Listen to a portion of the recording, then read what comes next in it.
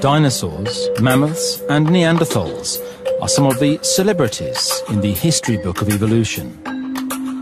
They used to thrive on our planet, but they all became extinct. And they're not the only ones. More than 99.9% of all species that have inhabited the Earth are no longer with us. Our own species has only recently made its appearance on the evolutionary stage. Our large brain made it possible for us to colonize even the most remote corners of the world, and to grow to a population of more than 7 billion individuals. Some scientists argue that it has made us all but immune from extinction. Others say we are in even greater peril than ever before. We're entering a period when the level of risk is much greater than ever before. There is a significant probability that we will fail permanently and end the human history in this century. We are doing things and are going to do things in this century that have never been done before. We are going to develop extremely powerful technologies that will enable us to manipulate and reconstruct the nature of life and get control of matter on the atomic and molecular level.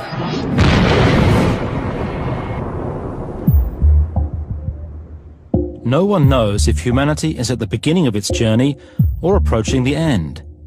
It didn't take long for popular culture to develop a special genre around this subject. Now, even scientists are taking an interest in the disasters which could bring about the end for our species.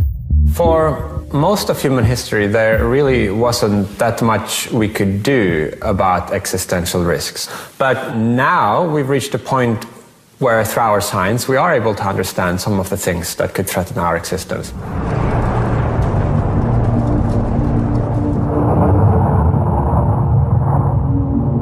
Are we mainly threatened by natural phenomena? Or will we bring about the end all by ourselves? And what are the odds that an extinction-level event will occur this century? We'll be seeking answers to those questions.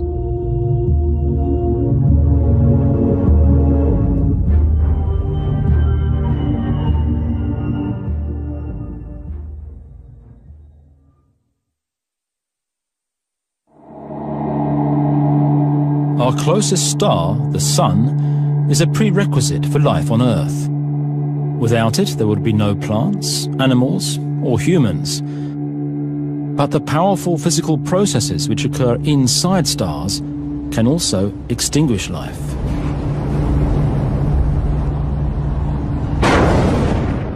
When a star dies in a violent fashion, we may be unlucky enough to be directly in its path. Believe it or not, we are literally looking down the gun barrel of the most titanic explosive event in the entire universe.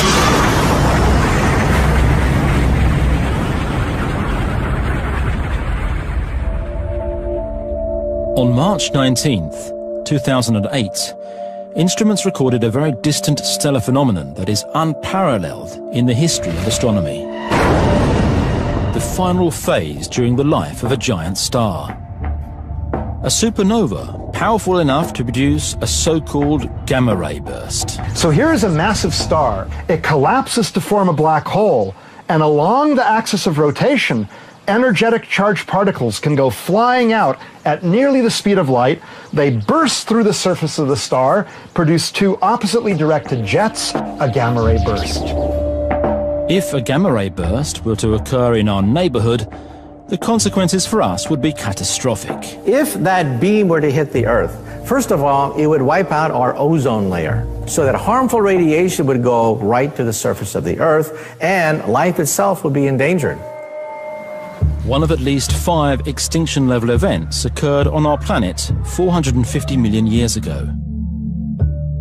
More than 50% of all animal life on Earth was wiped out. According to one theory, a gamma-ray burst may have contributed to the disaster with its harmful cosmic radiation. If a gamma-ray burst devastated the Earth 450 million years ago, it may happen again. And scientists have discovered a star that is approaching the very end of its life, and that may produce an enormous gamma-ray burst at any time. This is WR104. Compared to the star that produced a gamma-ray burst in 2008, it is practically next door to us, and astronomers now know that its rotational axis is aligned within a few degrees of Earth. If WR104 were to send a gamma-ray burst towards us, it would have dire consequences for our planet. By the time the radiation hits here, it's going to be very much attenuated. But it'll be sufficient to cause disruptions in the upper atmosphere, enough to wipe out the ozone layer at the minimum. We would be subjected to dangerous levels of ultraviolet radiation, and the buildup of nitrogen compounds would result in acid rain. Crops would wither, the food chain would gradually collapse, life in the oceans would be extinguished, and so with the food chain of the Earth paralyzed, it means all life on the Earth will begin to crumble. But a gamma-ray burst isn't the only threat we would be facing from a collapsing star. What is left after the explosion, a black hole, could cause even bigger problems. A black hole is the most monstrous, the most fantastic object in the entire universe, because everything that tries to come out goes right back into the black hole. Scientists have long known about the large black holes that form the central hubs in spiral galaxies. Our own solar system orbits a black hole in a stable orbit at a safe distance of 27,000 light-years. But the black hole that was discovered 10 years ago came as a shock to the scientific community. In 2001, we were looking at the night sky, and something was passing in front of the stars. Starlight was distorted. Something was moving in front of the stars that was invisible. We tracked it, and we find, oh my God, it's a wandering black hole. Black holes are not stationary. They actually can wander throughout the galaxy. And we began to realize there's a new threat. Wandering black holes that are totally unpredictable. Scientists now believe that there are thousands of wandering black holes in our galaxy. These leftover remnants of supernovas have been hurled out in every direction throughout the Milky Way. They can collide with other black holes to be flung out in different directions. So that's what we think happened here. It was probably a collision of some sort that then drove this black hole into an orbit around the Milky Way galaxy. If a black hole were to pass through our solar system, we would be in immediate danger. If a black hole starts to get close to our solar system, we would know that the outer planets, their orbits are distorted. They begin to wobble. Once the black hole passes by Saturn, it would start to affect the Earth's orbit. It would push the Earth towards the Sun, or push us out into space. And it might devour us completely. But for that to occur, the cosmic vacuum cleaner would have to come within a measly few hundred kilometers of Earth.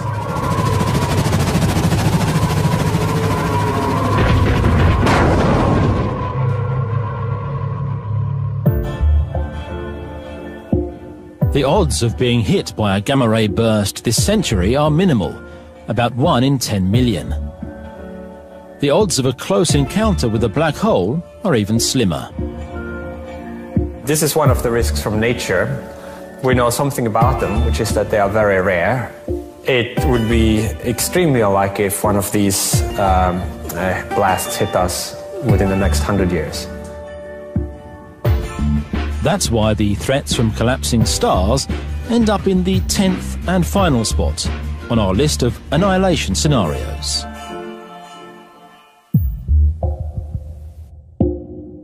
The next threat on our list is a lot more likely to occur.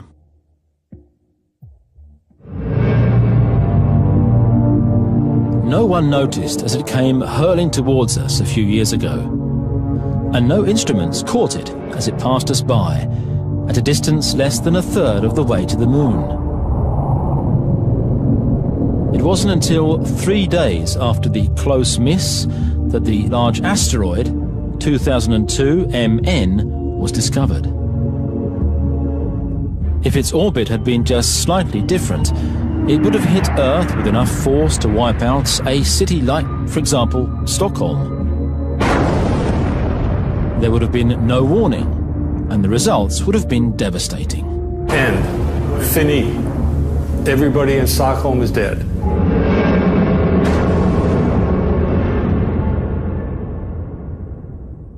We live in the middle of a shooting gallery. There are things whizzing by all the time that we are totally oblivious about. At night, if you could somehow illuminate all the objects that are drifting by the Earth, you'd be shocked. From a humble cubicle in an ordinary office landscape, millions of cosmic projectiles are being watched. Here's my office here. This is a diagram of where some of the potentially hazardous asteroids are right now. If we plot the orbits of these asteroids, now you can see that we have a lot to worry about. Paul Jodas's morning routine would make anyone wish they'd stayed in bed. Automated software allows for information regarding newly discovered asteroids which may impact Earth to be sent directly to his inbox. So we have, for example, a new object was discovered which has a possibility of an Earth impact in the year 2071 with a probability of about 3 in a million. This is a new discovery overnight. Every day we have something new.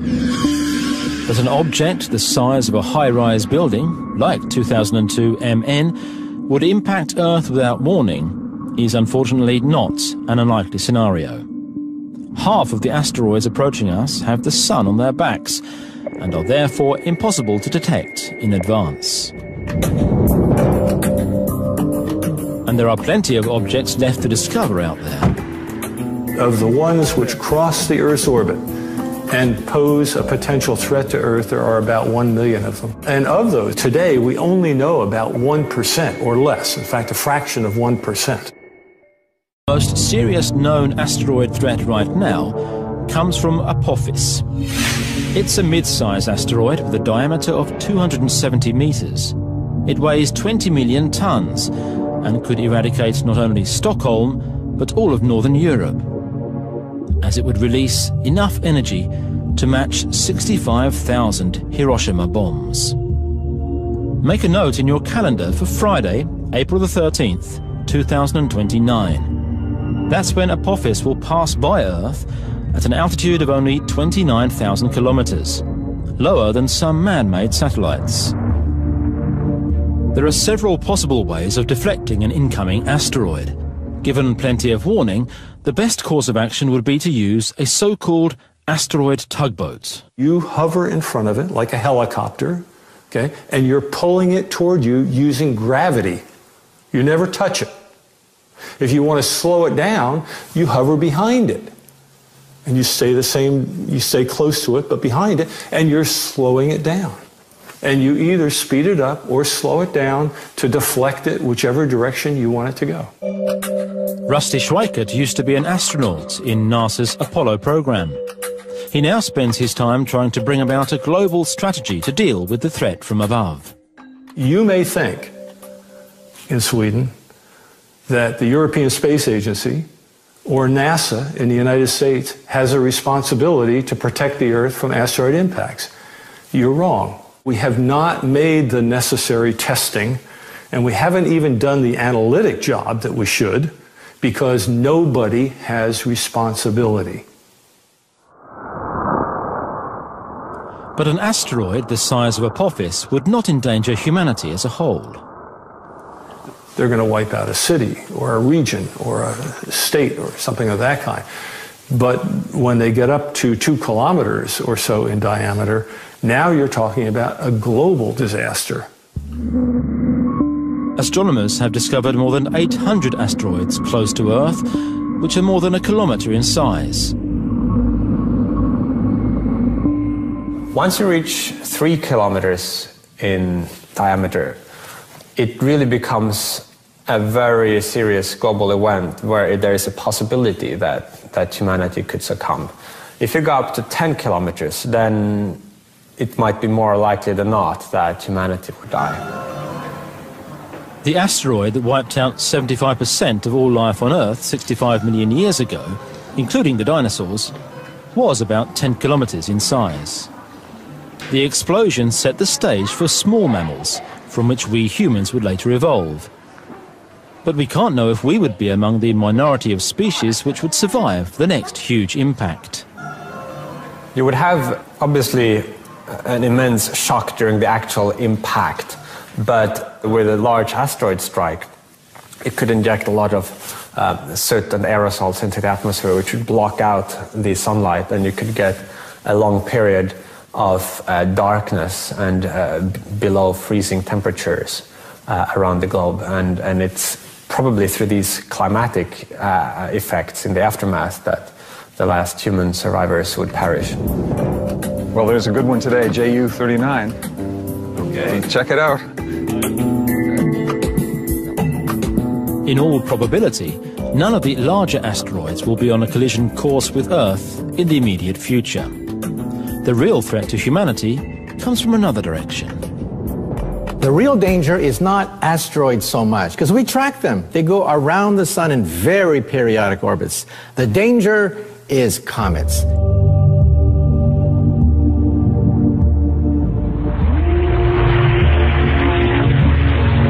The bad news is that they travel at twice the speed, and that they can be enormous. They could be as big as Pluto. We now realize that Pluto itself is not really a planet. It's a comet, an overgrown comet. And beyond Pluto, we think there are other objects just as big as Pluto. But the really bad news is that most comets, even the large ones, are completely impossible to spot. In a worst-case scenario, a comet makes a first pass around the sun, so there's no tail. We don't see it at all. It is totally invisible. As it goes around the sun, we see this gigantic tail coming out with a comet at the front, and we have 2 weeks warning, and all we can do is cross our fingers and hope that it misses us. An asteroid with a diameter of 3 kilometers could potentially wipe out humanity. But the odds of one of these heading right for us this century are slim. And so the threat from space projectiles ends up as number 9 on our doomsday list.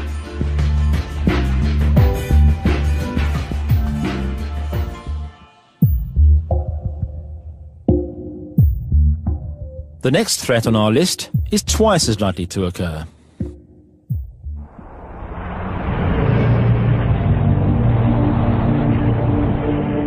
When the Earth's interior awakes, it's best to stay clear. Volcanic eruptions are the most extreme kind of event that could happen on the Earth today. The most dangerous volcanoes are so huge that people don't even realize they're standing on one. Many of the visitors don't realize they're vacationing in one of the world's largest active volcanoes. When the Earth's largest volcanoes awake, every single life form on the planet is at risk. Supervolcano eruption might be the one type of catastrophe that in our past has come closest to causing human extinction.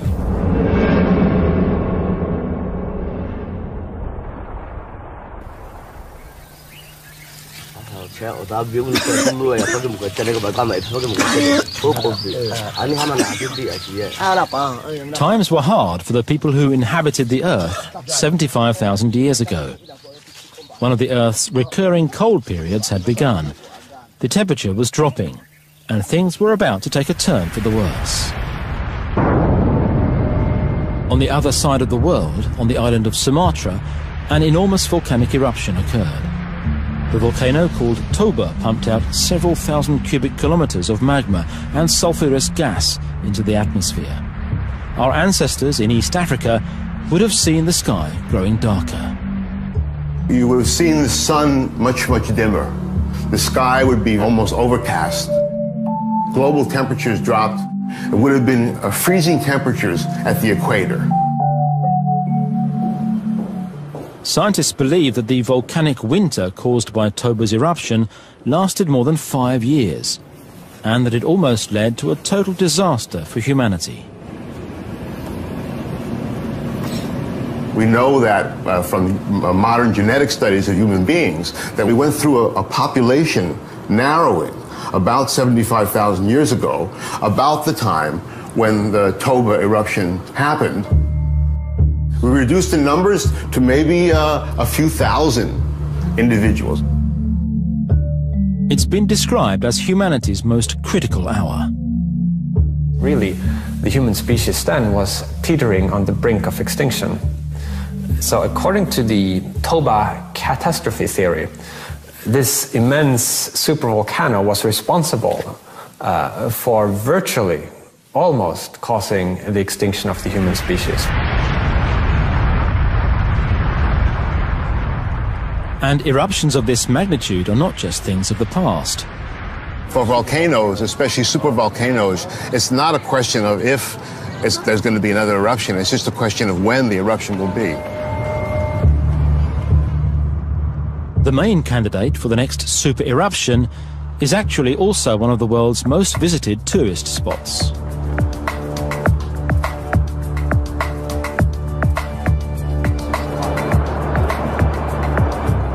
Three million tourists visit Yellowstone each year to enjoy the scenery and the wildlife. But many people don't know that they're standing on the lid of one of the world's largest active volcanoes.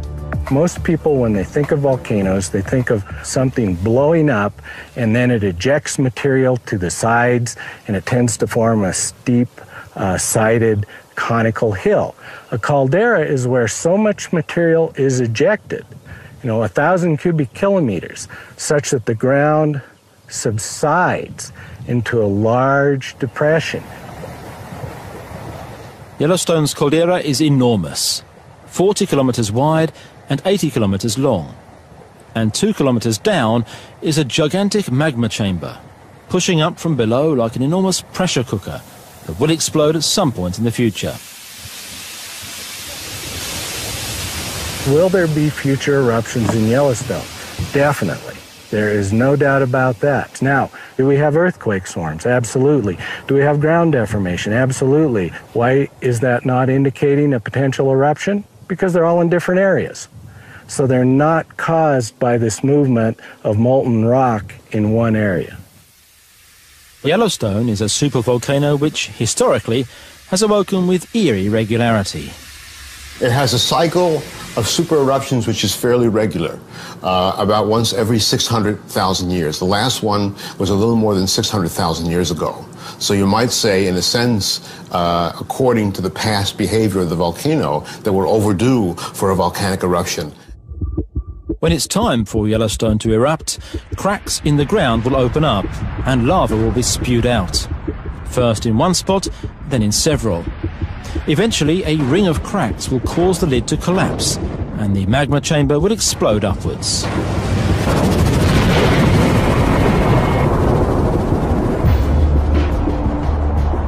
An enormous cloud of grey gas will be formed as the volcano erupts. This is called a pyroclastic flow, and it consists of superheated steam. It spreads in all directions, travelling at several hundred kilometers per hour. Nothing in its path can survive. This is Bozeman, the fastest growing city in Montana, and a natural starting point for a visit to Yellowstone. It's 100 kilometers away, but it will be eradicated by the pyroclastic flow.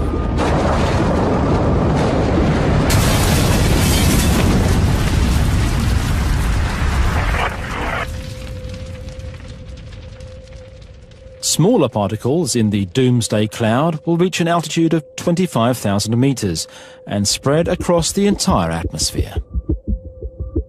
The main effect of super eruptions on society would be the climatic effects. In the worst case scenario, you would have maybe up to 5 or 6 years in which the growing season would be cut short or probably maybe even eliminated completely. For now, we don't have any of the kind of stockpiles of food that we would need to get through a volcanic situation.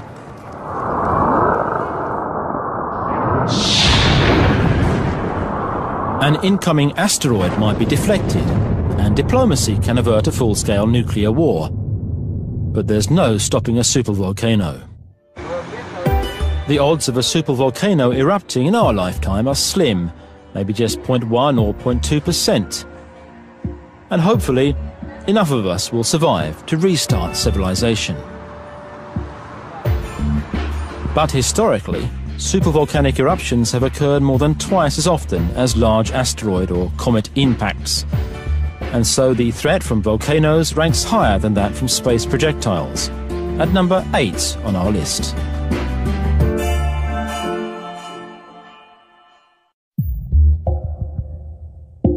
The next item on our list is in the category of unknown threats.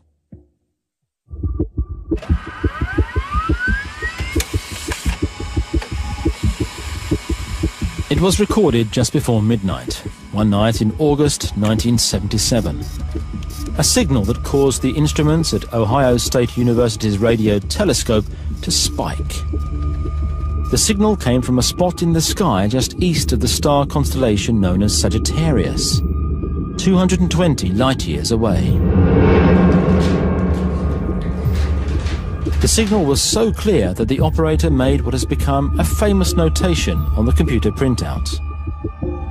What made the wow signal interesting is that the signal shape, the way the signal went up and down with time, perfectly mimicked the kind of shape you would expect from a signal coming from one spot on the sky, moving with the stars.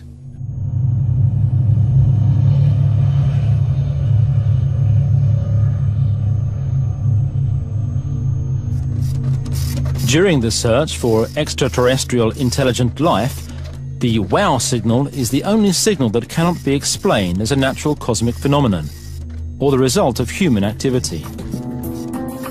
In the case of the wow signal, of course, we don't know what it was. It was never seen again. Could they be out there?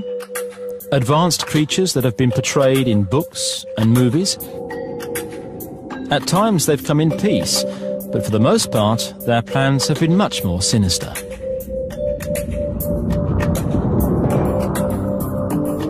All right, here we go. This is our first exposure of the night. Go, we're shooting. No one knows if there is life on other planets. But given the rapid advances being made in astronomy, it's most likely to be only a matter of time before we know the answer. 10th magnitude. Well, we are living in a very special time. And now, finally, for the first time in human history, we have a chance to find the first Earth-like planets orbiting other stars and find some of those Earth-like planets that are habitable, suitable for life as we know it. Since the first discovery was made in 1995, planet hunters on both sides of the Atlantic have come up with an inventory of about 500 so-called exoplanets, planets which orbit around other stars. So you saw that from the first detection 15 years ago, when we were basically detecting only if there is a planet and what about is a planet. No, we move very far along the way that we start to tell you what is the temperature on the planet, what is the size on the planet, what is the gravity, is it rocky, is it gas, could you land on this planet, basically? So we're really moving. It's like a science fiction book, but it's not science fiction, it's reality.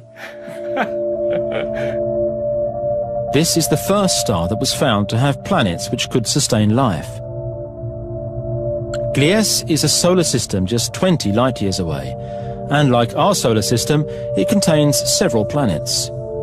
Both the planet called 581G and possibly its outer neighbour 581D may be able to sustain life. Since Earth-like planets have been found in such close proximity to us, after such a short search, scientists believe that the number of Earth-like planets in space could be enormous. So there are so many stars in the galaxy. There are 100 billion stars. So I must expect to have millions of planets with life. But whether or not the galaxy is abundant with intelligent life is a completely different question. You see this very obvious line here, that's a signal, and that's the kind of thing we're looking for. Because at SETI, the search for extraterrestrial intelligence, people believe that it's only a matter of time before we establish contact. Keep in mind that there are just an awful lot of worlds out there. Maybe 1% of them are interesting, or 1 in 100% of them are interesting. When you have a million of them, it really doesn't matter. People have been listening for extraterrestrial signals for almost 50 years now, but so far nothing more promising than the WOW signal has been picked up. But that'll change. I think that'll change. This array will allow us to search enormously faster. And so with this thing going, you know, in the next 24 years, you could check out 1 million star systems. That's the antenna that I think could find ET in the next 24 years. But then, could aliens pose a threat? No one has a problem with just listening for signals, like at SETI, but what this man does has caused some raised eyebrows. Alexander Zaitsev is a Russian radio astronomer. No one has done more to send messages into space than him. His latest message was transmitted in 2008 to the Gliese solar system. То мы как бы в деле наведения моста между нами и предполагаемой цивилизацией мы прошли свою часть пути. We make our part of job. И теперь только от них зависит, от них, будут ли обнаружены наши сигналы, смогут ли они их расшифровать. If there are beings in the Gliese system that are able to receive his message when it arrives in the spring of 2028, they would find out quite a lot about us. The message includes a list of Earth's natural resources, such as minerals and metals. A map shows how the continents are aligned, and included is also a guide to the genetic makeup of humans.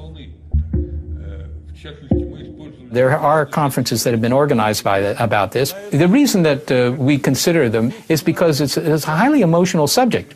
And it's an emotional subject because there are some people who think it's dangerous and they don't think that anybody should do it.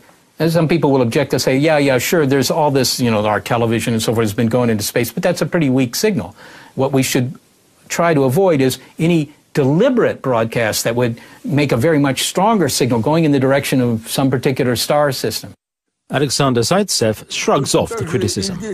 Нет ничего, вот как мне кажется, что нет ничего такого, что мы могли бы сообщить, что представляет опасность. И когда формируется цифровая часть радиопослания, то излагаются некие общие сведения, которые нам известны о Вселенной и о нас. Ours might be the only civilization in our part of the universe. If so, we could scratch aliens off the list of threats. But if intelligent beings are a common occurrence, it could very well be that violence and aggressive behavior is a characteristic of aliens, just as it is with us. Then we could be in trouble. If you look at the history of humanity, every time a more technically advanced society met a less technically advanced society, it didn't work out so well for the less technically advanced. If aliens wanted to get rid of us, they would most likely be able to accomplish just that. Well, the chances that they're only 50 or 100 years or 500 years more advanced than us, just statistically, that's not very likely. It's much more likely that they're thousands or millions of years more advanced than we are. Looking down on Earth at night would make it clear where to launch an attack, if an aggressor should wish to maximize the effects.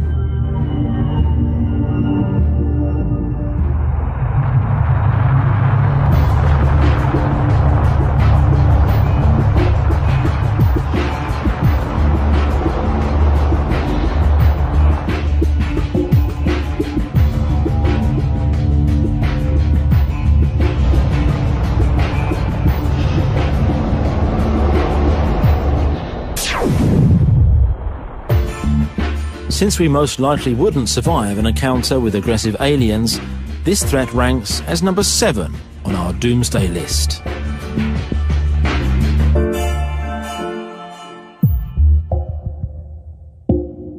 The next threat on our list is anything but unknown to us.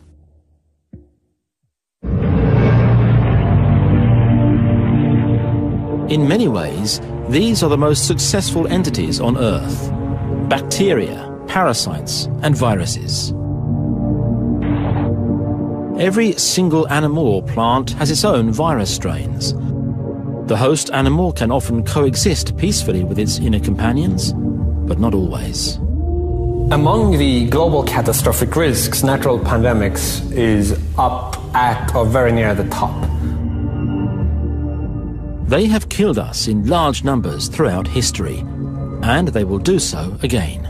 Now, with global travel, a pandemic could spread very quickly to all parts of the globe. So our past track record of surviving these events cannot give us a 100% guarantee that these will not occur and be universally deadly in the future.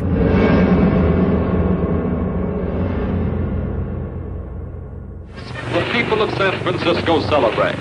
You've seen the signs they carry. The year is 1918.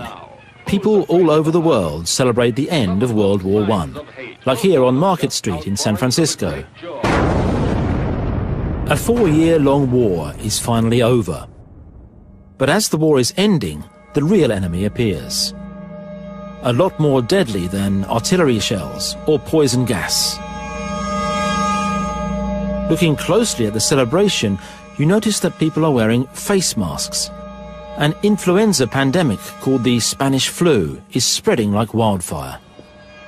Almost half of the world's population is infected, and around 80 million people die. You will find any cemetery in Britain, you will find 1918 deaths. The final toll with the flu pandemic globally was much more than the toll from the First World War. Much, much more. Why the 1918 flu pandemic came to be so devastating is still not fully understood. Heavens, it's the biggest, in a sense, the biggest unsolved mystery of the 20th century. How could 18 billion people suddenly vanish? John Oxford believes that the almost century-old virus can teach us something about how to deal with future pandemics. So this young person, actually he died in Prague, he died in 1918 of the influenza, the Spanish influenza. That's a piece of his lung. If we can identify a gene here, or 2 genes or 3 genes, which definitely correlate with the virulence potential of the 1918 virus, I think we can apply that information directly to the current situation. Today, almost a century later, there are virus strains like bird flu and swine flu. On the surface, they may seem a lot less harmful, but Oxford urges caution. What I'm saying is, bird flu hasn't killed many people yet, but it's still evolving and could perfect itself and gain the ability to jump out of Southeast Asia and begin to spread. The fact of the matter was, in that great camp at Etaples, that's the number of deaths they had there. They had about 200 deaths. But within 2 years, that virus had taken off. It's like an aeroplane. It had gone up to speed, taken off, and killed 80 million. That is the threat. Viruses enter our cells and start replicating using the cell's own resources. The worst ones are RNA viruses. They lack a control function, and this leads to a high rate of mutation. Most mutations are not viable, but some will survive and spread.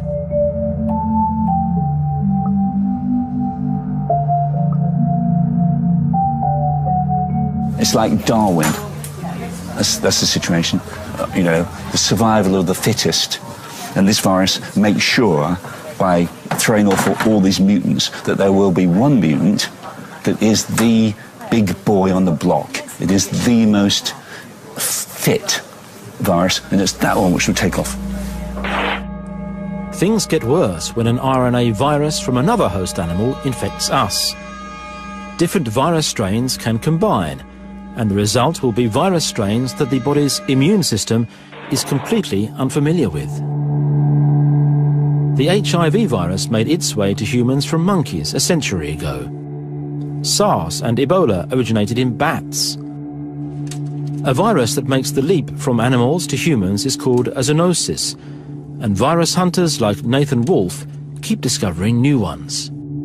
Sometimes pets, wild animal pets, are kept in villages, which means maybe bites, children get bites, people get bites.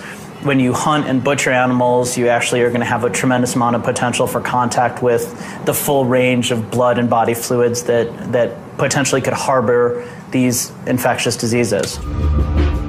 Scientists at the Royal Institute of Technology in Stockholm have access to powerful virus-spreading simulation software, and they've used this to establish how society would be able to deal with a pandemic on the order of the 1918 flu pandemic. And it's not a pretty picture. Det här scenariot då är ju en person smittad i Sydostasien som anländer till Arlanda. Då har vi, när planet landar, 5 personer, inklusive den här första då, som är smittade. Och sen sprids smittan naturligtvis vidare över hela landet ganska så raskt.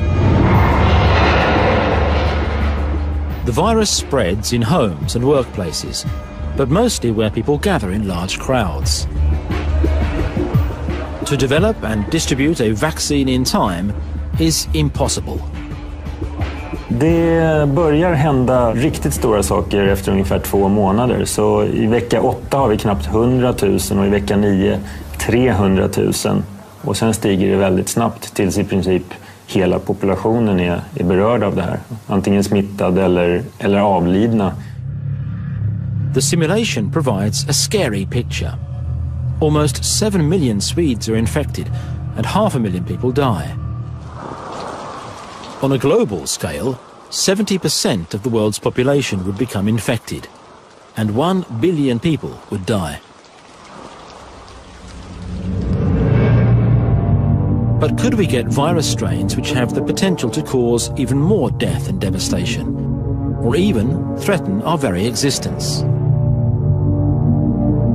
What's to say that next time you wouldn't get something, say, with the virulence and lethality of Ebola, yet with the transmissibility of the common flu, and maybe with the incubation time of HIV/AIDS. If you did get something like that, clearly the results would be very nasty indeed. A diabolical virus could spread around the world like a Trojan horse, without us even noticing it, only to wipe us out at a later date. It's an unlikely scenario, but it cannot be ruled out. You should never underestimate a virus, any virus. Never, ever, ever. There seems to be no in principle reason why nature could not do this. It might require some improbable combination of evolutionary events, but as an existential risk, I think it's probably as large, or perhaps larger than any of the ones we've considered so far.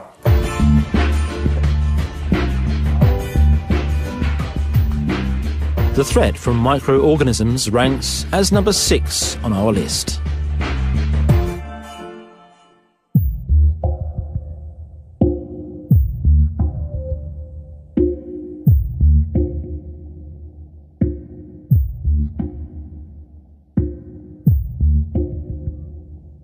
We went from tree-living monkeys to human in about 6 million years.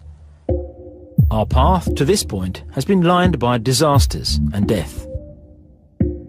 Dangerous predators, recurring droughts and ice ages reduced our numbers. But a small remnant always managed to survive and has brought us to where we are now. Considering that we have survived all the risks from nature for 100,000 years, it doesn't seem very likely that one of those would do us in within the next 100 years. And therefore, I believe that if we go extinct within the next 100 years, it is much more likely to be as a result of anthropogenic risks, risks of our own doing.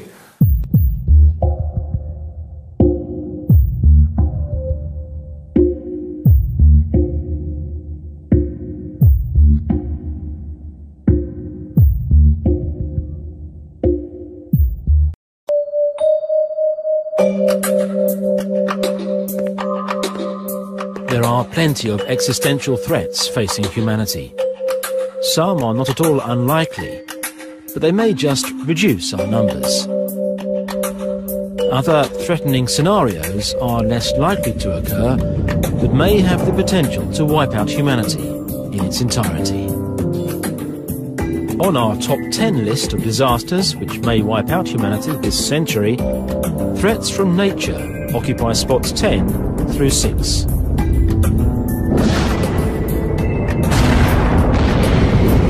We have survived asteroid impacts, climate fluctuations, etc., etc.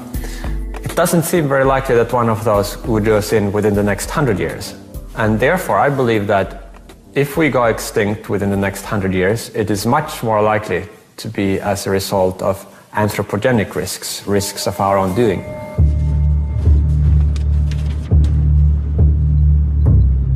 From a distance, the city of Pripyat looks like any other concrete city built in the Ukraine during the 1970s. But as you get up close, it's clear that something is amiss here.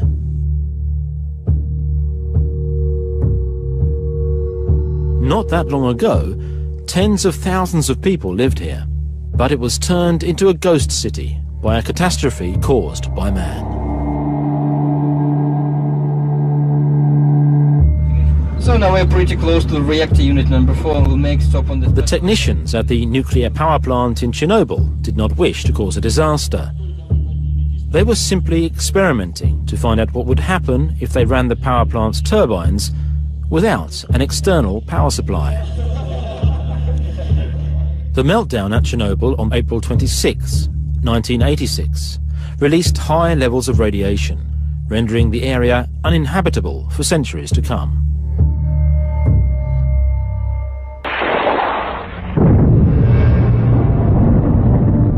The question is, could we cause even greater devastation? A disaster so serious that it would completely wipe us out.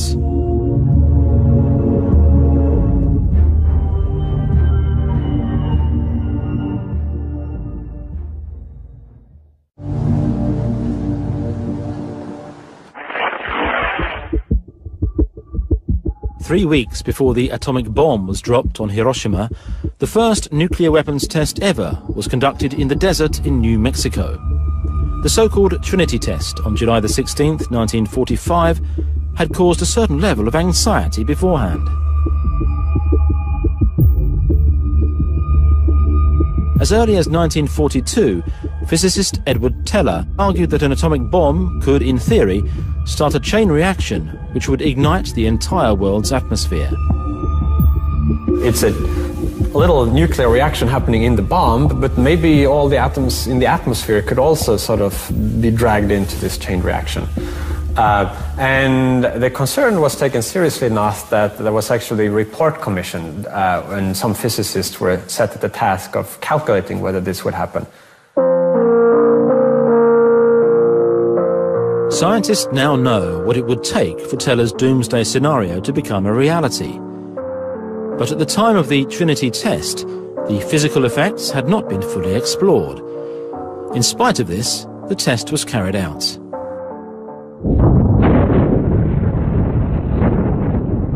We now know it was physically impossible for it to happen. But it's still interesting to reflect just how confident would you have to be in your calculation in order for you to be willing to risk humanity's future on its correctness.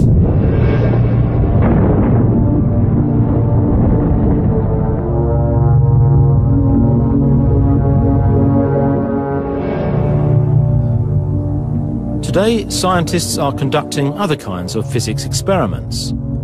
At CERN, outside Geneva, they have constructed an enormous particle accelerator in order to conduct experiments involving unprecedented energy levels. So this is the room from which we run and record good data coming from the collision of the two LHC beams. In a 27-kilometer-long tunnel, large magnets are used to accelerate protons to nearly the speed of light. As they collide, new particles are formed, and scientists hope that they'll help us to understand the makeup of the universe. This footage is from March the 30th, 2010. People are excited about the particle accelerator just having set an unprecedented record. For the first time, two beams were accelerated up to 3.5 TeV per beam, and we immediately saw in our detectors the results of these unprecedented collisions producing sprays of particles in the experiment. And clearly we had the awareness that the new era in particle physics has started with exploration of a new territory. But there are those who believe that the experiments in Geneva will bring about the end of the world. The scientific progress that the Large Hadron Collider represents is enormous benefit, not only to particle physics, but to all kinds of theoretical physics. But we also want to make sure that the risks are assessed and known before we go forward with this. The cost of an undesired outcome is incredibly large. In this case, it would be the loss of the entire planet. And therefore, a number of people felt it was their civic duty, their duty to the Earth, to humanity, to put a halt to things until this evaluation could be done properly. And Wagner has got support from this German professor. A physicist should always bend over backwards to try to find the weakest points in his own ideas. So I'm just one of those people who say, play it carefully. Otto Rössler maintains that the scientists at CERN took a risk on that day in March 2010. The energy of these collisions was raised by a factor of 4 against my warnings this year. And when these numbers become as high as planned, I once calculated a risk of about 8% that the Earth might be, how should I say, shrunk to 2 centimeters in a few years' time. Several different scenarios have been proposed for how high-energy physics experiments, such as those taking place in the Large Hadron Collider, could potentially pose an existential risk to humanity. The probability of having a resident black hole inside Earth. And this probability Otto Rössler is a professor of mathematics. This is the energy. And according to his calculations, the colliding particles could cause small black holes to form. In this field of black hole theory, still new discoveries can be made, and I believe that my group made a discovery in that area. And black holes might be formed, very tiny ones, at high enough energies of collision. So far, the accelerator is only run at energy levels which Rössler sees as acceptable. But this is about to change. We are making huge steps to go up in the intensity of the two beams, and actually these days we are making yet another step of factor of 2 or 3 more intensity in the collisions. And this is what concerns me, because my results say that in this area there is a certain finite probability of disaster. Black holes are regions in space where gravity is so strong that not even light can escape. It is believed that there are large black holes in the center of galaxies, and that stars collapse into medium-sized black holes when they eventually run out of fuel. But in theory, a black hole could be infinitely small, and in that case one could be created in Geneva. According to Fabiola Ginotti, that's exactly what they're hoping to accomplish there. Let me tell right away that production of mini black holes will be a very important, a very nice discovery. So we are keen actually to produce black holes. These are particles that can be produced if there exist additional dimensions and microscopic additional dimensions. Then production of mini black holes could be possible, but these mini black holes evaporate instantly, and so they will be completely harmless. But Rössler argues that man-made black holes would have properties not found in black holes in space. My results show that these little black holes will not disappear, and if they happen to be slow enough to stay inside Earth, they will eventually eat the Earth from the inside out. And the question then is only how long this will take. In Rössler's doomsday scenario, the man-made black hole would drop right through the particle accelerator's containment field, Gravity would pull the hole towards the centre of the Earth, where it would grow larger by absorbing the atoms surrounding it. First slowly, and then at an ever-increasing rate. It would just have the features of a quasar, meaning it would have two jets coming out in two directions, which eventually would come out of the Earth in both directions, and then people would know that there is this active machine inside, which is going to eat it inside out in more or less short time.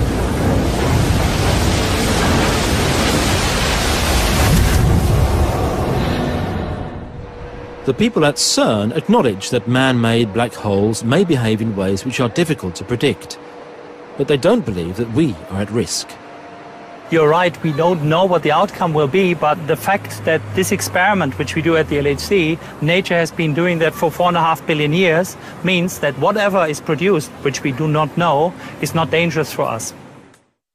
The risk that the scientists in Geneva might conduct a doomsday experiment is most likely non-existent. So far, no other prominent physicist shares Rössler's concerns regarding man-made miniature black holes. But no one knows what future scientists might construct in an effort to tame the force of nature.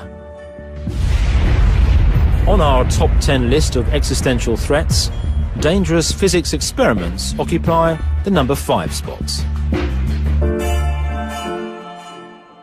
Physics experiments may come under the category of theoretical threats, but our next scenario is very tangible indeed. It's summertime in Antarctica in January 1909. Polar explorer Ernest Shackleton has just abandoned his efforts to reach the South Pole. On his way back to the base camp, he discovers something that will radically alter our perception of this icy continent. A piece of fossilized wood. And he also finds a piece of sandstone bearing the clear imprint of a plant. There can only be one possible explanation for the presence of these items. This now sterile environment was once the site of a tropical forest.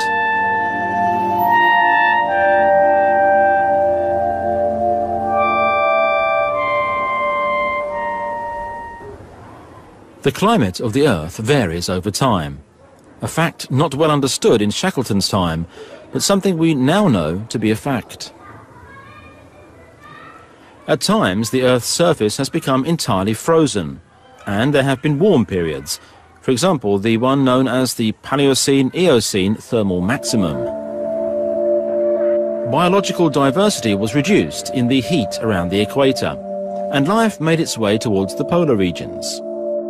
There was no ice in the world, no ice sheets. Antarctica and Greenland were not covered by ice, and we know that in the Arctic and the Antarctic, there were actually crocodiles living and palm trees. We're now heading towards a new warm period, and this time we're the ones causing it. What we're doing is gambling with a planetary life support system. And we're talking about an experiment on the real Earth with us and all the other living things along for the ride. What we don't know is, do we have a decade before it's too late, or do we have a century? The signs of global warming are clear, and virtually all climate scientists now agree that we are facing serious changes to our climate.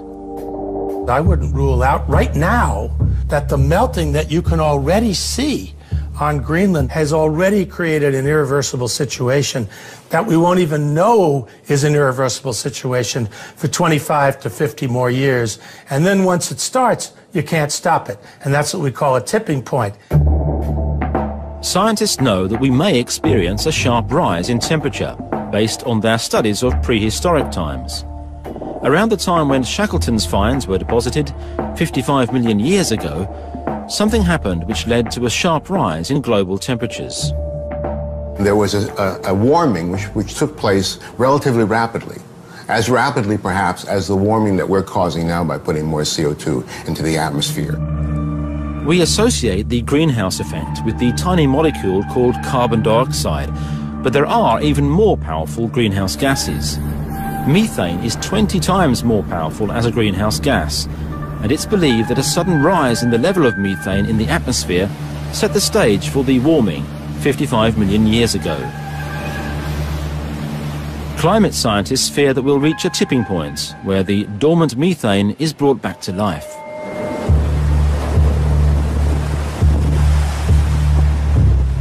The greatest deposits of methane on Earth are found here, in the Siberian tundra and on the bottom of the East Siberian Sea. And no place on Earth is experiencing a sharper rise in temperature right now. It's not a good combination. Örjan Gustafsson at Stockholm University has recently been on an expedition to the East Siberian Sea. The consensus used to be that the permafrost kept the methane locked at the bottom of the sea, but Gustafsson found this not to be the case. Så det togs tusentals prover på många olika platser över det här stora området då. Och vi fann, i kontrast till vad man tidigare hade trott, att metan släpps fritt. Så det släpps fritt över ungefär hälften av den här stora ytan. Mängderna av metan som flödar ut i atmosfären är i storleksordningen 8 miljoner ton per år. No one knows at which point we'll cross the tipping point and cause devastating amounts of methane to be released. It all depends on whether or not we're able to reduce our emissions of greenhouse gases.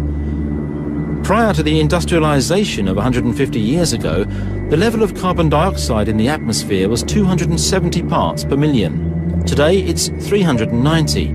That's an increase of almost 50%. Carbon dioxide emissions have been going up, up, up.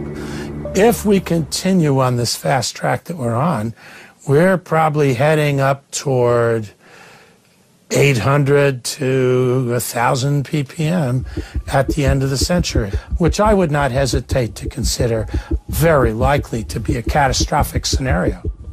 Stephen Schneider is one of the main authors for the United Nations Climate Panel. He's been looking at how the planet would react if a disaster scenario were to occur. Well, with 1,000 ppm, we would probably warm up somewhere more than 4 degrees Celsius, maybe as high as 6 or 8. There would be major deglaciation of Greenland, 5 to 10 meters of sea level rise, intensified hurricanes, super fires. Up to 40% of known species could be driven to extinction. Really bad floods in Europe, goodbye Venice, and everybody will say, what have we done? But could climate change render the planet uninhabitable and cause humanity to be wiped out? Well, I'm not the biggest pessimist in this. I have colleagues who actually think that this worst-case scenario would drive humans to extinction. It would cause the outgassing of all the methane in the tundra and under the oceans, and that instead of warming up the equivalent of 1,000 ppm, we'd go twice that. In the future, we may face a crisis and be forced to employ extreme measures. Yes, so this is the idea of deliberately changing the Earth's climate. For example, by injecting soot into the atmosphere or by building mirrors in space that would block out some of the sunlight. What is called geoengineering involves employing technical solutions to stop the planet from warming. It's like a plan B in case we're unable to reduce our emissions of carbon dioxide. But many believe that geoengineering could actually make things worse. Geoengineering projects could cause their own risks. We know that when human beings begin to muck around with complex systems that we don't understand very well, it often turns out our interventions have side effects. What are you going to do if there are side effects that you can never prove how much of it you contributed to? You have a risk where the cure is worse than the disease, so it's a very, very dangerous experiment. It's not likely that humans could cause a climate disaster that would render the planet uninhabitable, no matter how hard we try. But in the worst-case scenario, we may be forced to do what animals and plants did 55 million years ago, and move to an ice-free Antarctica.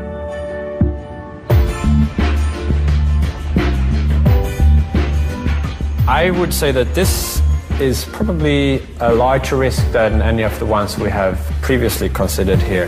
The impact hazards, the supervolcanoes, or even perhaps the physics experiments. That's why the threat of climate collapse ranks as number 4 on our doomsday list.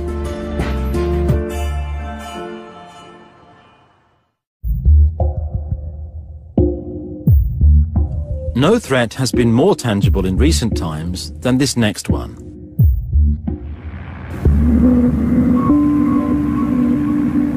October 1961. A Tupolev bomber is heading towards the Arctic Ocean.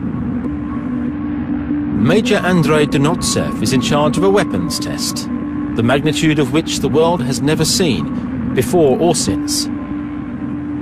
The plane's cargo is the most powerful bomb ever built, the so-called Tsar bomb.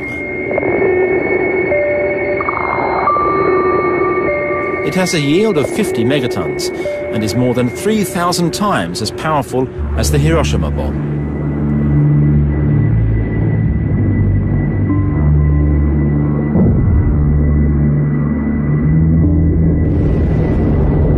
The mushroom cloud reaches an altitude of more than 60 kilometers, and the shock wave travels around the world 3 times before subsiding.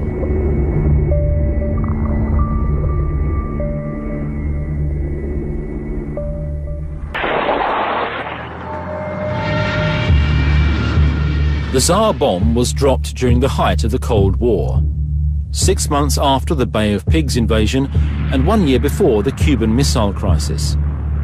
Conflicts which could have led to the start of World War III. At one point, there were more than 70,000 nuclear weapons in the world. Today's nuclear arsenals are much smaller, but there are still thousands of American and Russian missiles that can be launched by simply pushing a button.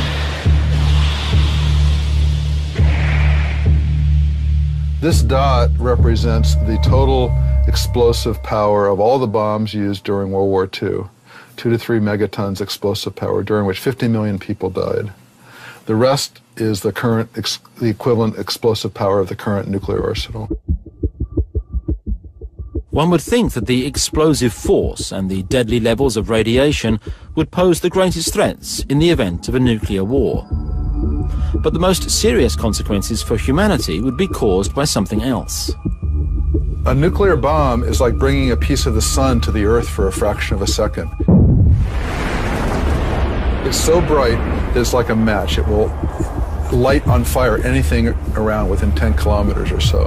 And it's the smoke from these fires that would last in the upper atmosphere for a number of years that would absorb sunlight and make it cold and dark at the Earth's surface that would cause the climate to change. The sound of bombs exploding fades away and is replaced by silence as a devastating cloud rises up into the sky. Alan Robock's work shows that today's nuclear arsenal would indeed be sufficient to cause a radioactive winter. This is the smoke and how it would be distributed around the world. The winds would blow it around the world, and it would, within 2 weeks, cover the entire planet. So it doesn't really matter where the smoke would go in. It would then be distributed by the winds and cover almost the entire inhabited part of the planet within a couple weeks. According to this simulation, temperatures wouldn't even rise above freezing during summertime. So this is the first summer after the smoke, this is the second summer after the smoke, and the third summer that the temperatures would be below freezing the whole time. So we really truly got nuclear winter. Agriculture would come to a halt, it would get cold and dark and dry, and most of the world would perish from famine. The Cold War came to an end in the early 1990s, and the political situation is a lot less tense now. But one cannot dismiss the threat from possible future conflicts. We shouldn't delude ourselves to thinking that because the Cold War passed without any nuclear incidents, therefore we are safe from the peril of nuclear war. One thing is certain. Technological advances will result in newer and more powerful weapons.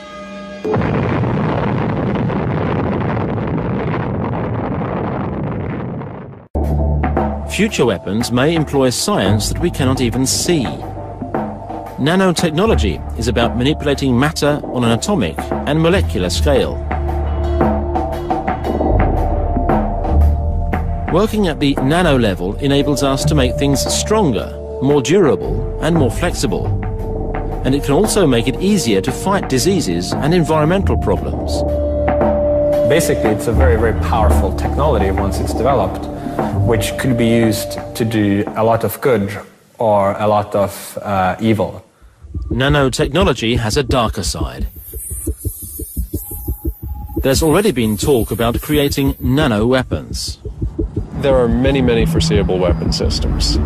One of many examples of the kind of weapon that could be built is autonomous or semi-autonomous flyers the size of mosquitoes, but each one capable of killing an unprotected human. You could imagine maybe some canister that releases little robots that can fly and seek out humans and inject them with poison. They land on the human, they inject you, you're dead. The prototype for this scenario already exists. Autonomous flying machines are becoming ever smaller and more intelligent.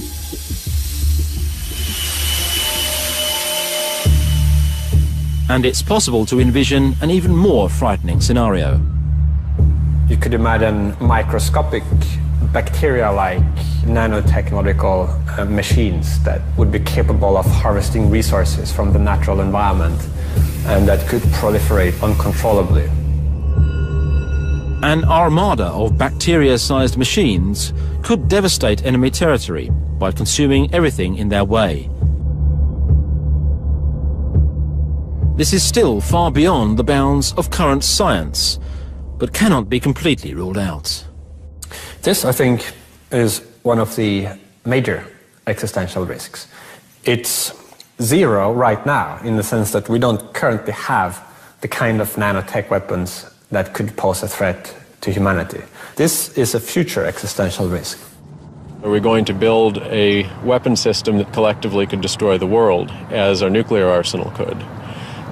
The answer to that is maybe, and the danger is still being analyzed. But I think it'll be a long time before we get to the point where a random madman or terrorist would be able to build a doomsday weapon out of molecular manufactured components. World War I was called the Chemists' War. Tear gas, mustard gas and chlorine gas were produced for use on the battlefields of Europe. World War II gave us the atomic bomb. Which weapons World War III will be fought with, no one knows. Einstein once said, I don't know with which weapons the Third World War will be fought, but the Fourth World War will be fought with sticks and stones. This is a category of different specific risks. Risks with nuclear weapons, risks with nanotech weapons, risks with weapons that haven't yet been invented. And so the overall likelihood that an existential disaster will occur as a result of a war seems fairly high. The threat from a doomsday war ranks as number 3 on our list.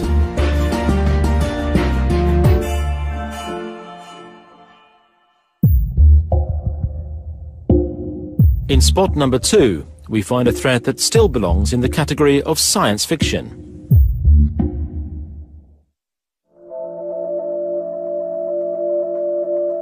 It was thought to be impossible until it actually happened in 1997.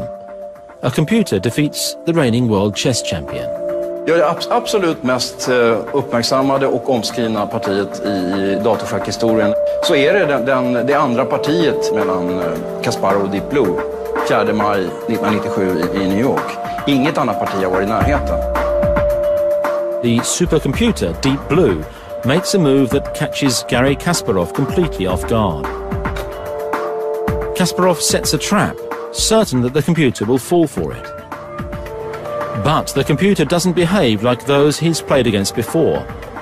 After 2 minutes of calculations, Deep Blue decides on a move that sets the stage for the world champion's downfall.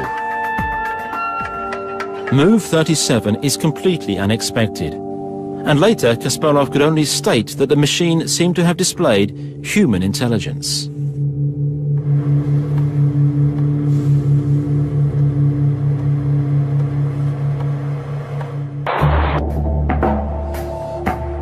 It's not an exaggeration to state that we've entered the age of the machine. It would be impossible for us to go back to a world without computers and automation. Machines are essential for managing air traffic control, maintaining nuclear power plants, handling global communications, and controlling the world economy. Without them, our civilization would crumble. Those who fear that we're already at the mercy of machines will find even more things to fear in the future. There will be more machines, and they'll become even more advanced.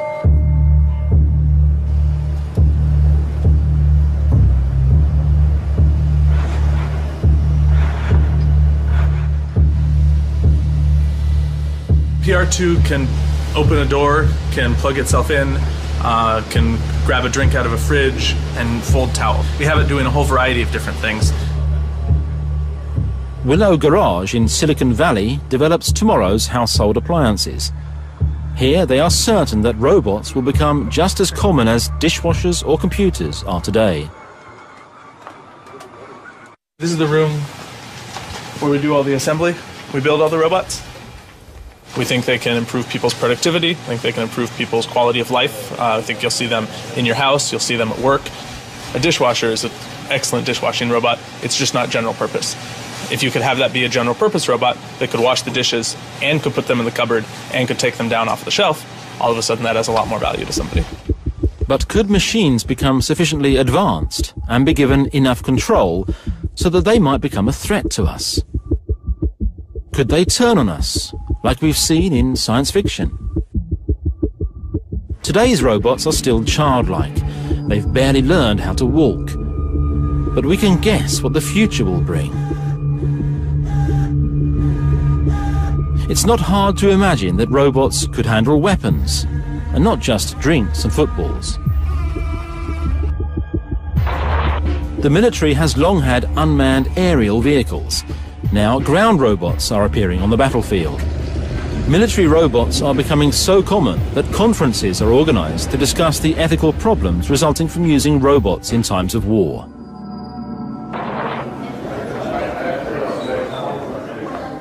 People don't realize how many there are. There were very few in 2001, but now there's something like 7,000 robots being deployed in Afghanistan and Iraq. But the ones, and these are used for surveillance, they're used for bomb disposal, and we don't really object to those. What we really object to is weaponized, what we call weaponized platforms. That's robots carrying weapons. These can be remote controlled, but they can also operate completely on their own. When the robot spots a target, it sets up a firing solution within a fraction of a second. Then it waits, so far anyway, for a human order to fire. Part of the reason why these systems are autonomous is that there is a change in the tempo of warfare. There's no longer time to consult with humans sometime about engaging a target. That's a very serious concern. The question is, what level of authority are we going to give to these systems in terms of deciding whether to engage a target or not? But for fiction to become fact, and for the machines to turn on us, it will take more than brute force. They will have to become intelligent.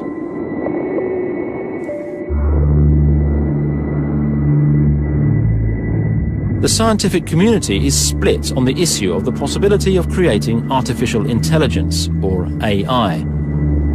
Ben Goertzel is among those who argue that machines will not only reach our level, but that they will surpass us. I would say it's 99% likely or more that within the next century, AIs will become massively more intelligent and more powerful than people, so that we're no longer the top dogs on the planet. A brand new research strategy has raised expectations among advocates of AI. Scientists are now attempting to create a digital version of the human brain. Piece by piece, the brain is being converted into ones and zeros. synapse by synapse, brain cell by brain cell. If the effort is successful, the digital mind could be able to outperform its biological counterparts. I think digital minds can be better than human brains in a number of dimensions. They can be more intelligent, they can be more ethical than human beings, and they can also be more adept at modifying and improving themselves. A super-intelligent machine could handle all the planet's processes more efficiently than today's computer systems. But collaborating with machines could turn out to be a dangerous gamble. This I would put either at or very near the top of the list of.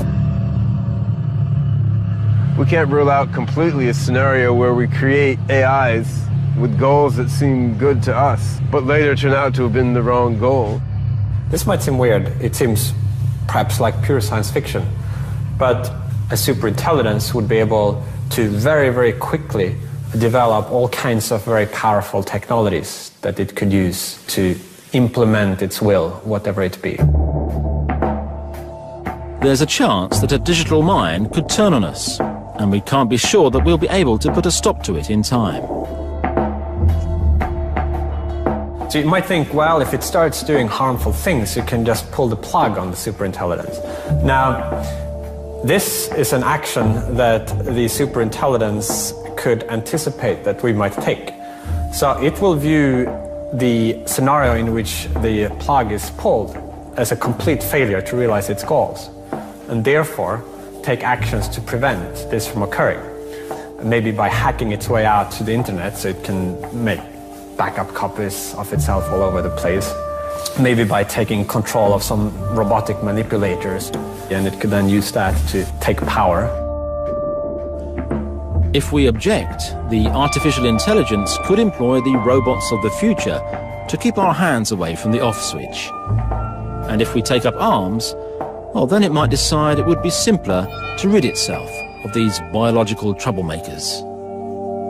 Basically, by the time you have a superintelligence that is hostile to us or indifferent to our welfare, the only safe assumption is that by that time you've already lost. And therefore, what you got to do is make sure that the first time you build a superintelligence, it's a friendly superintelligence. With something like this, as indeed with all existential catastrophes, you only get one shot at getting it right. The threat from super-intelligent machines is at number 2 on our list of existential threats.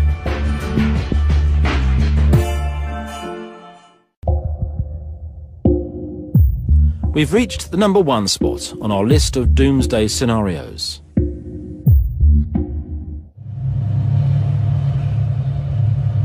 It was a Friday like any other in March 1979. But before the day's end, the staff at Military Compound 19 in the Soviet city of Sverdlovsk would cause a horrible accident. A technician removed a filter from a ventilation pipe. He noted this, but the people working the next shift failed to notice. While the filter was removed, spores of anthrax leaked out through the ventilation pipe. The official number is about 80 people died, but unofficially we suspect that about 300 people died in this accident. The employees at the ceramic plant across the street were the worst hit. Most of the people who worked there that day would die within a week, as a result of what became known as the biological Chernobyl.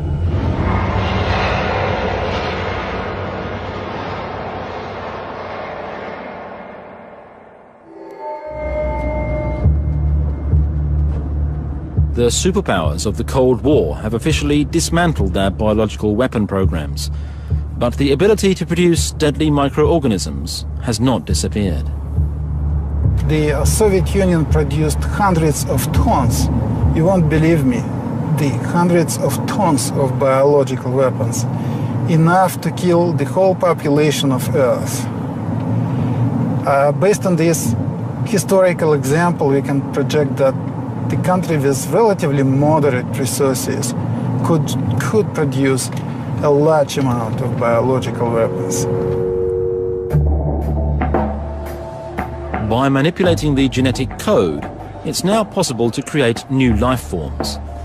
The research field is called synthetic biology, and many hope that this will help humanity deal with a wide range of problems. People are actually interested in using synthetic biology to go and seek out tumors in the body, to clean up sites that have radiation. And so it's kind of your imagination is the limit for the field of synthetic biology. But it's the hope that we'll be able to develop a new fuel for our cars and aeroplanes once we run out of oil that is currently driving major investments in this field.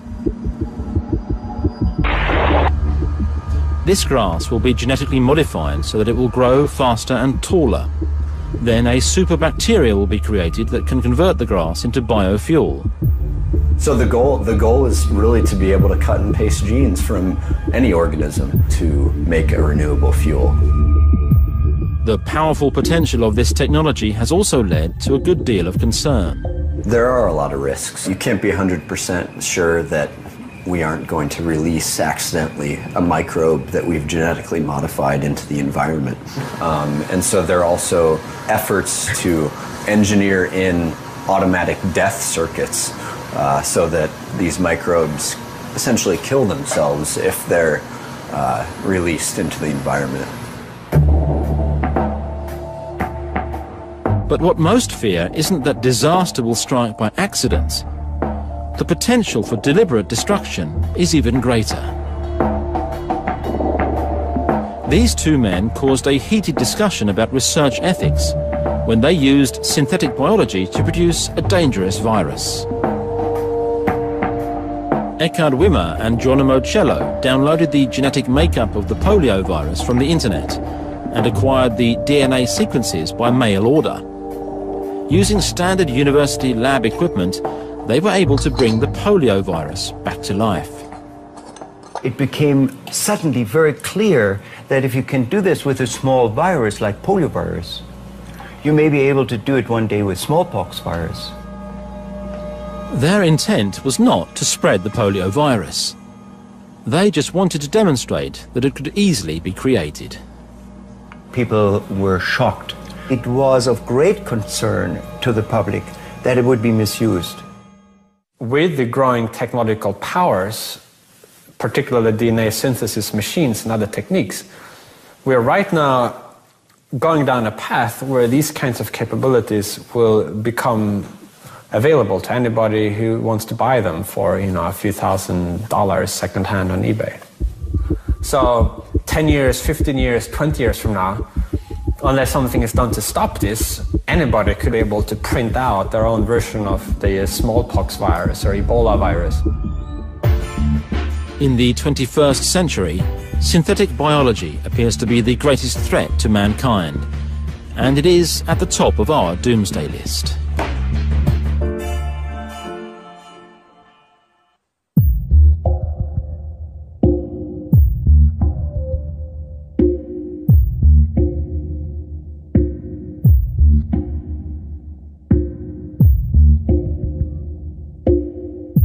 Our top 10 list of doomsday scenarios is thereby complete. But there is actually one remaining threat that could be more serious than all of the others combined.